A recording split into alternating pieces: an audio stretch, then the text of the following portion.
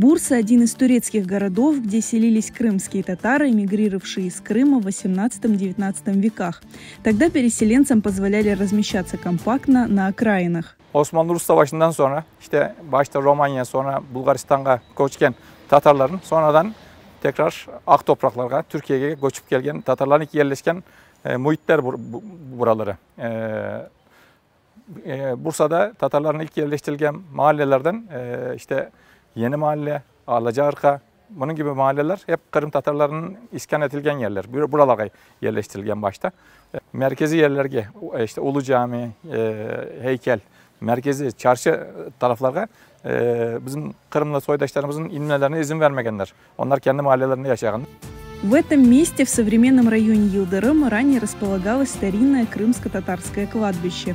Bu mezarlık yerinde daha sonra park yasalgan. İşte 1994 yılında bu parkın kenarında da bundaki gömülgen, defnedilgen Tatarların simgesi olarak bir mezarlık yapıldı.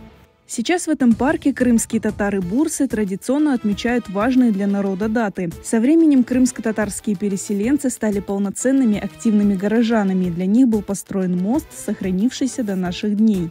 1850'li yıllarda Tatarlar Bulgaristan'dan, Romanya'dan koçup, Kırım'dan koçup bunda gelgende onların yerleşken muhitlerine yakın bir yerde bu köprü. Adı da Tatarlar Köprüsü deyip geçer.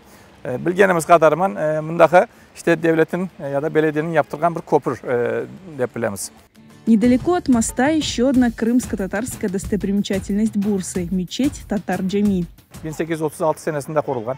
Tatarlar bunda yerleşmeye başlayan ilk Tatarlar gelgende bunda kurulgan bir cami.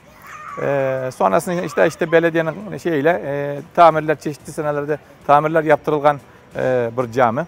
Bundakiler işte bu Tatarların oturgan muhitlerindeki Tatarların bunda gelip normal vakit namazlarında bunda namaz kılınabilir. Бурса – четвертый по численности населения город Турции. Здесь проживает немало выходцев из Крыма, которые знают и помнят свои корни и историю.